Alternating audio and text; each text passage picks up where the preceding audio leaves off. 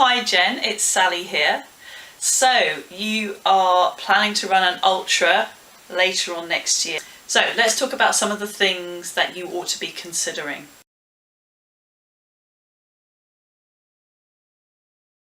For something like an ultra, all-round body strength is very important, surprisingly important in fact. A lot of people think that it's just about leg strength, maybe a bit of core strength.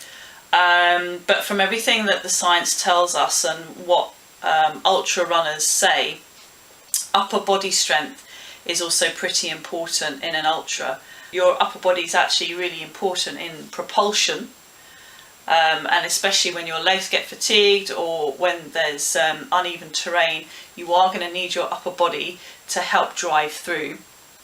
It's also incredibly important in keeping good posture and being able to stay upright. And if you end up running for hours and hours with a really hunched over posture, the amount of pressure that's going to put on your lower back is phenomenal. It's going to be incredibly uncomfortable. Okay, second consideration, what exactly needs to be strong?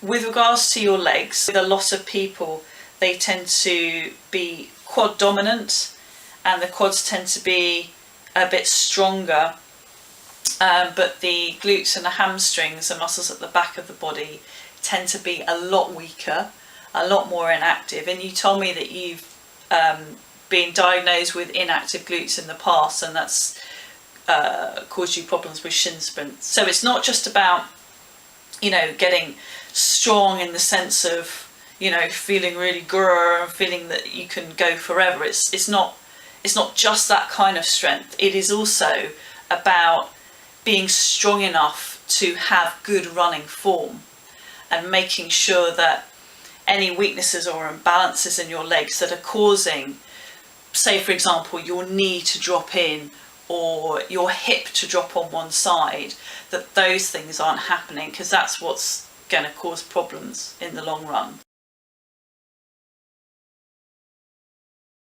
I think squats are brilliant, so I would always say learn really good squat form first, then start adding load. What's also important are single leg exercises.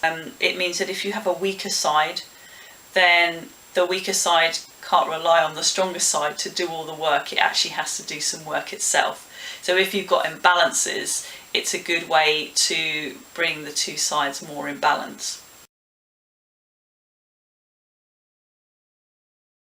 Let me talk about glute activation for a second. It's very important before any kind of activity, so whether you're working out in the gym or whether you're going for a run, to do some glute activation work to make sure that your glutes are firing properly before you go and do the exercise or the activity where you need them to work.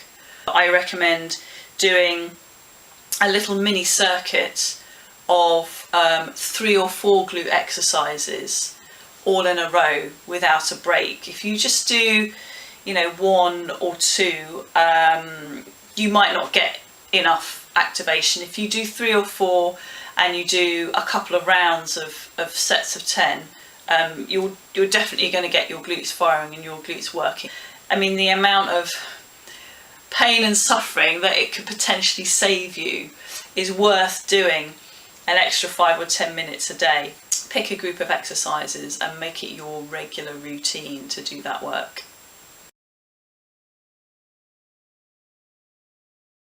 Another really important area that needs strengthening is the upper back, the shoulder retractors. They're really important in posture, being able to hold yourself upright.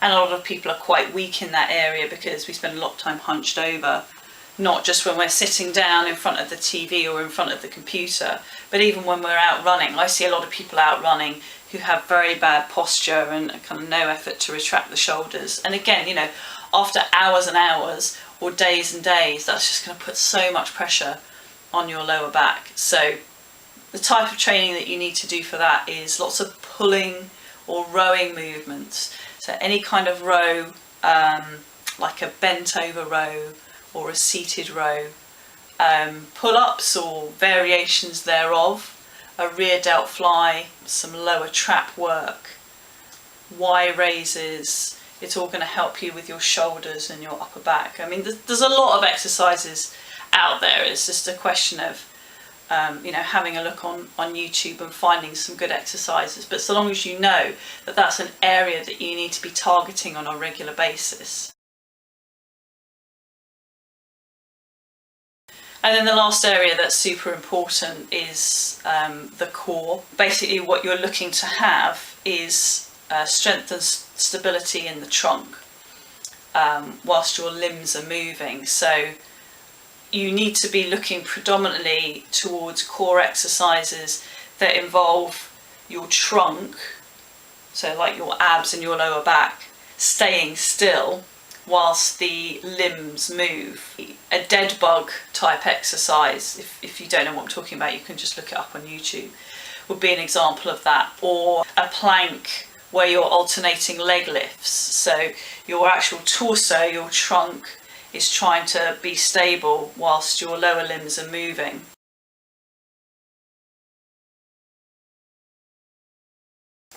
So let's talk about how you might organise your training and how you would incorporate the strength training into your overall plan. Start the strength training as early as possible. And the reason is that you actually want to use the strength training to build a base, to build a foundation, so it's preparatory, to allow your body to then cope with the increased volume of training that it's going to have to undergo later on in the cycle. So you don't want to start upping your mileage before you've strengthened the muscles, the tendons, the ligaments that you're actually going to need when you do all that training. So have a base training period of about 4 to 6 weeks where you're doing strength sessions at least twice a week, maybe even 3 times a week. And then when you go and increase your mileage, your body should be able to cope with it much better. Something else that's got really popular in recent years amongst endurance runners is using high intensity interval training or high intensity circuit training in place of some running sessions. One such program is the CrossFit Endurance program, but there are other programs out there. So traditionally, long distance running endurance activity used to be all about just getting in the miles, miles and miles and miles, getting out there, getting your volume of training in. And it was very high volume, and high volume training, some people cope with it really well, but a lot of us really struggle and really suffer. And if you're going to start getting injuries from overuse or from poor form or just because you're not very conditioned, then doing very, very high volumes of training is going to cause that big time. High intensity training or high intensity circuit training is a way of building your fitness, improving your VO2 max and all those other fitness markers, but with a lot less toll on the body. So a high intensity workout may take only 20-30 minutes, but because it's high intensity, you get the fitness from it. It's a lot less taxing. There's generally a lot more variety in the training as well, which means that a lot of the injuries that you might get from doing repeated movements for long periods of time, you're less likely to get those injuries if you're doing circuit style training. And thirdly, and it's just often easier to fit into your schedule, if you've got the choice of doing a 20-minute high intensity workout or an hour or 2 hour run, it's going to be a bit easier to fit in the 20-minute workout usually. So it's a good tactic, and that's why it's become popular. And the other reason why people are seeing really good results from it is that it allows you to cross-train. It actually allows you to do some of your strength training and your core training and all the rest of it whilst you're doing your fitness. So you do a workout that's maybe circuit style and you would be using weights, using your body weight, using a variety of movements, lots of different positions. So you're really challenging your body and you're getting fit at the same time. So I do recommend looking into that and not just focusing on I've just got to run the miles, I've just got to run the miles, because that is very, very taxing and very, very punishing.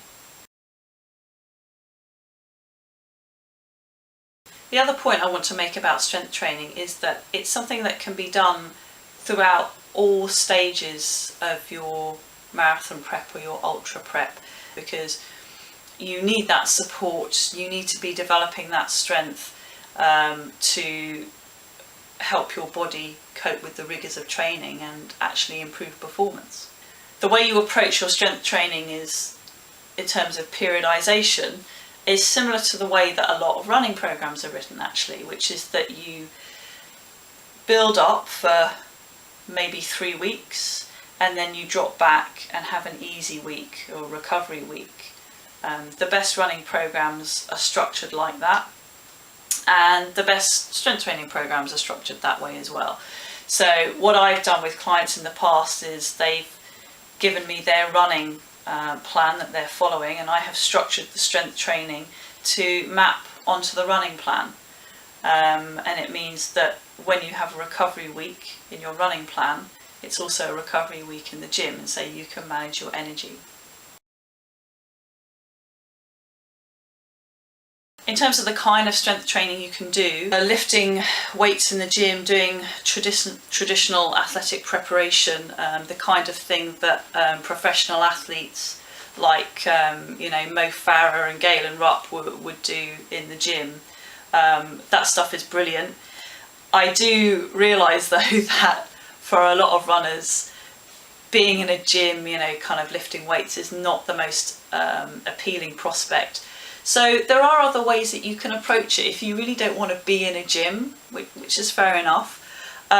Do an outdoor boot camp, and I would suggest picking the kind of boot camp or outdoor exercise where they use a lot of variety of movement. Maybe they use a few implements like kettlebells or tire flipping, battle ropes. Because what you want is a lot of movement variety, but not much complexity. So you want to be able to challenge your body in a number of different ways, different planes, kind of functional fitness. All of that is going to be really useful to you as a runner, because it's just going to develop all-round strength without you having to worry too much about being absolutely form perfect. Whether you decide to go down a traditional athletic preparation route and get in the gym with a coach, or whether you want to do something that's more kind of fun and outdoorsy, just make sure that there's plenty of movement variety and that some attention is being paid to your form as well. I don't recommend a class where they don't give a monkey's how you do things, because your body is naturally going to find the easiest way to do the exercise, and that's probably not the most effective way to do the exercise. I think that's pretty much it, but if you want to know anything else, then definitely find me a question. If you want clarification on any of the things I've talked about, I will be happy to expand. So good luck!